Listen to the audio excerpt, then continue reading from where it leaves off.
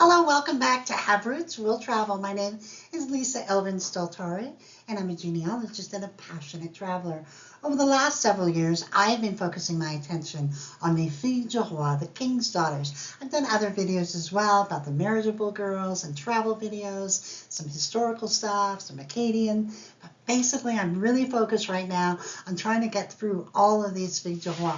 There are over 700 of them, and I'm now to 314. I've been at this for a while. And so I am planning on doing every single one who left descendants in Quebec.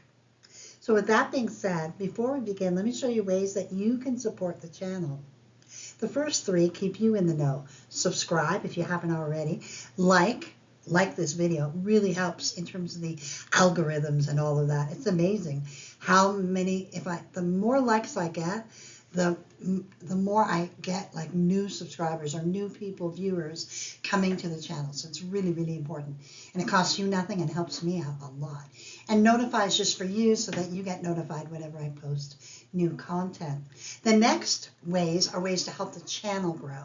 So we have the YouTube membership program that starts at 99 cents and goes all the way to $24.99. It's something that I created with the help of YouTube so that those people who are really invested in the channel and want to help it grow and also want to have some perks and benefits. At the $24.99 level, you're getting the top level. You're getting 2 hours of research that I provide every month, and then a one-on-one with me for anything that you might require.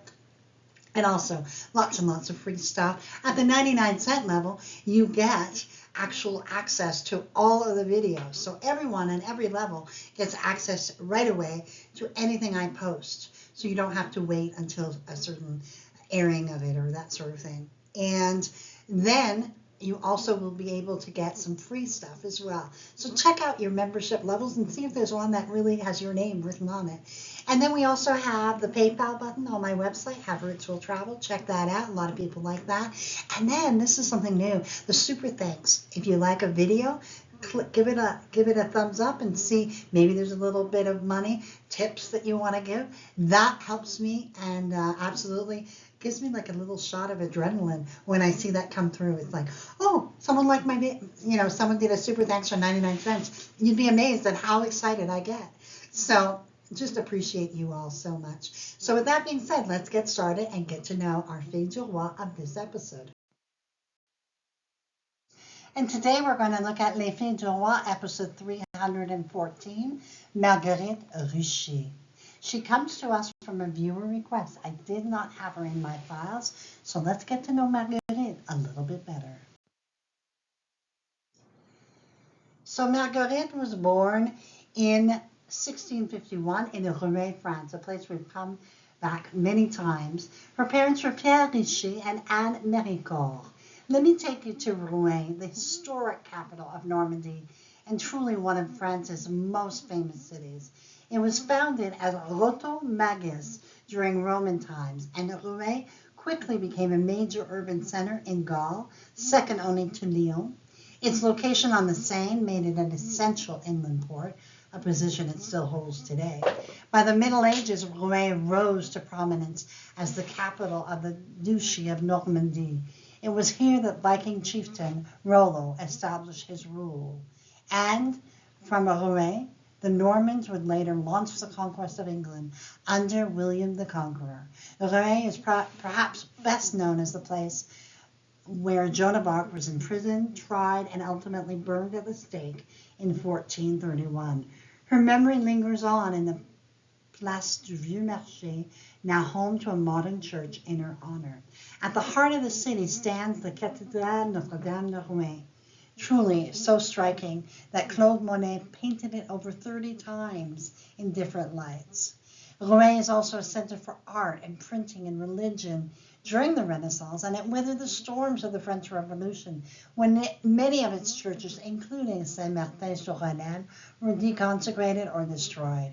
During World War II, Allied bombing heavily damaged the city, but Rouen rose again from the ashes, carefully preserving its half-timbered homes, medieval clock tower, and historic charm. It really is an amazing place. This particular picture is the Saint-Martin-sur-Rhônelle. which no longer stands today as far as I can tell, but this is an older picture of it. She would arrive on La Nativité on August 3rd, 1672. I don't have any information if either of her parents had passed away, but I do know that she came to New France with 200 pounds. She selected, and who selected her? His name was Jean Verdon. He was born in 1642 in Souvigny, France. His parents were François Verdon and Anne Mathieu. Souvigny is located in the Charente department of southwestern France. It's part of that Nouvelle-Aquitaine region. Souvigny is a small rural commune with a long history of agriculture and viticulture. Its centerpiece is the Church of Saint Martial, a Romanesque-style church dating all the way back to the 12th century, originally built as part of a priory. So that Jean was in the New France as of 1667 because we have him in the census for 1667. He is a domestic servant working in the household of Jacques Lebert, and he would eventually, what would happen is they would serve a 3 to 5 year apprenticeship or contract, and then they would be released, receive some money or land in order to stay in the new country. Now, they may also have returned to France, but of course, Jean chose to remain. On September 19, 1672, they were married at Quebec City. So they would move to La Prairie, which literally means the meadow. It was first given to the Jesuits in 1667. The seigneurie would develop very slowly, but by 1687, it had both a flour and sawmill. In 1691, the lumber would act as a barrier to the attack from the mercenaries who came from New England. After later, a small wooden church was built. So it grew very, very small. And you can see the Seigneurie de la Prairie is next to La Salle, Sault Saint Louis, and Châteauguay. So that gives you an idea of where it was off island, essentially. And very, very important part of the growing, the growing population of Montreal and its surroundings. They would have 3 children. François would pass away in infancy. Marguerite would marry Jean Desforges, de Saint-Maurice, and they would have 10 children with 9 descendants. Pierre would marry Marianne Everty and would have 5 children, and all of them would leave descendants.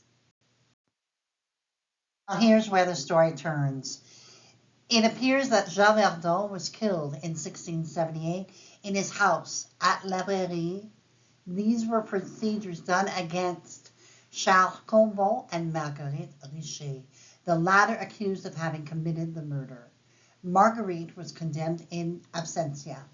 Pierre Richer, grandfather of Pierre and Marguerite Verdon, was present when tutors were nominated in 1699.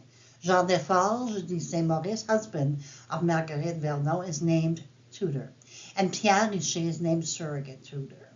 Marguerite Richer fled the country. It is unknown where she went. At the marriage of her daughter Marguerite in February of 1689, she is cited as deceased. So again, we're looking at it from 300, 400 years later. Obviously, we don't know the circumstances. We don't know, was he beating her? Was she, why did she kill him? Did she kill him? What was the situation? But all we know is that we don't know what else happened to Marguerite. So this was definitely something that we rarely have seen this in all of the procedures I've done or the episodes I've done. We've never seen a potential murdering of a husband. This was probably one of the first. The other ones, they could have been implied, but it really wasn't as obvious.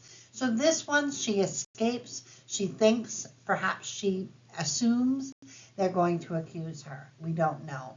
So that is the end of that particular story.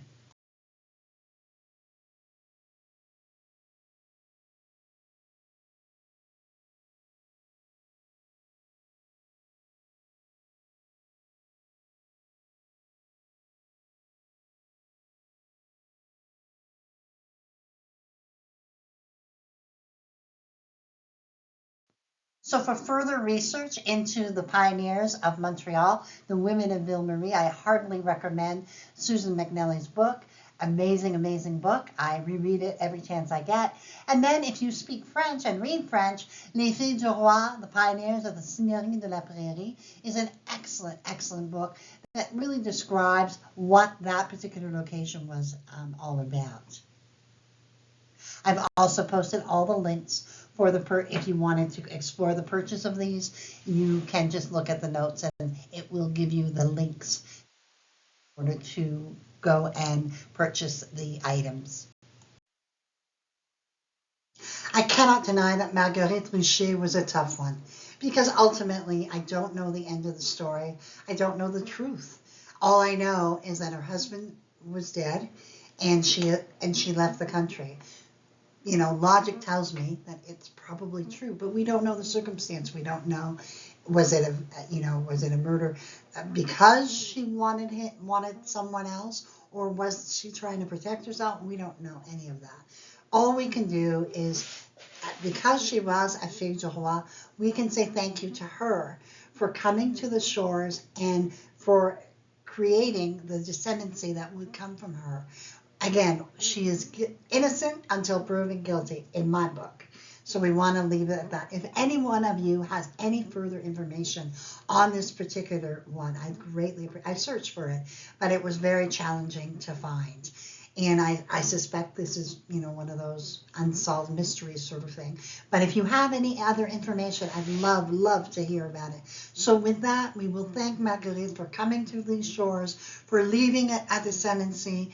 I'm sure her descendants are happy that she came ashore. So we are very, very thankful for that. And I'm very thankful for my patrons and supporters and subscribers. Thank you so much for always being there for me.